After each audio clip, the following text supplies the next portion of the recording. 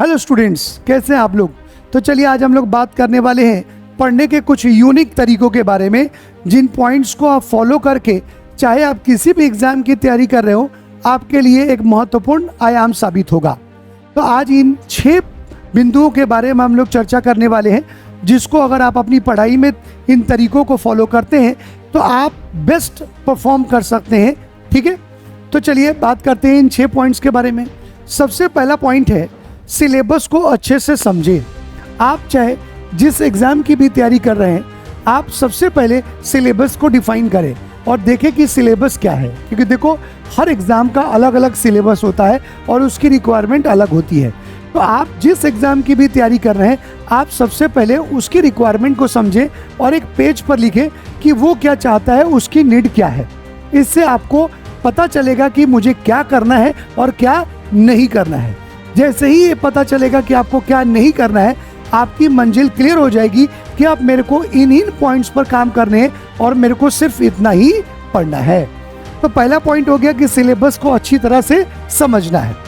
दूसरा पॉइंट है कि शॉर्ट नोट्स बनाएं। देखिए, जितने भी टॉपिक्स हैं उन टॉपिक्स को पढ़ने और समझने के बाद उसके शॉर्ट नोट्स बनाएं। शॉर्ट नोट्स बनाने का सबसे बेहतरीन तरीका है कि आप उसके की पॉइंट्स को अपने तरीके से सेट करें, ताकि जब भी आप उसका रिवीजन करें तो उन की पॉइंट्स को आप मेमोराइज करें और आप उसके आधार पर आंसर निकाल सके। तो शॉर्ट नोट्स रिवीजन में भी सहायक होता है, इजीली याद भी होता है और लॉन्ग टर्म तक आप उस चीज़ को याद रख सकते हैं। ये दूसरा तरीका है। तीसरा तरीका है, हर घंटे 5 से 10 मिनट का ब्रेक लें। मान लो आप 2 घंटा, 3 घंटा या 4 घंटा पढ़ते हैं, तो साइकोलॉजी के अकॉर्डिंग 45 मिनट तक ही हम अपने ब्रेन को कॉन्सेंट्रेट रख सकते हैं।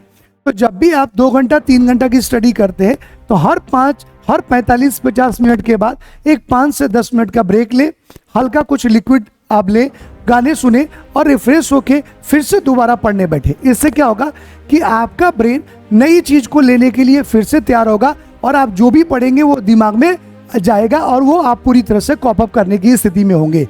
इसलिए हर 45-50 मिनट के बाद 5 से 10 मिनट का ब्रेक लेना आपके लिए जरूरी होता है। ये तीसरा पॉइंट है। चौथा पॉइंट है, हार्ड नहीं बल्कि स्मार्ट वर्क करना है। इसका मतलब ये है कि आप हार्ड वर्क करेंगे, विद्वान तो बन जाएंगे, लेकिन कभी क्वालिफाई नहीं कर पाएंगे। तो आपको स्मार्ट वर्क करना है। स्मार्ट वर्क का मतलब क्या होता है? स्मार्ट वर्क का मतलब होता है कि आपके एग्जाम की रिक्वायरमेंट क्या है और आपका लेवल क्या है। आपने प्रीवियस ईयर के क्वेश्चंस एनालिसिस किए और उसके आधार पर आपको आपका लेवल पता चला।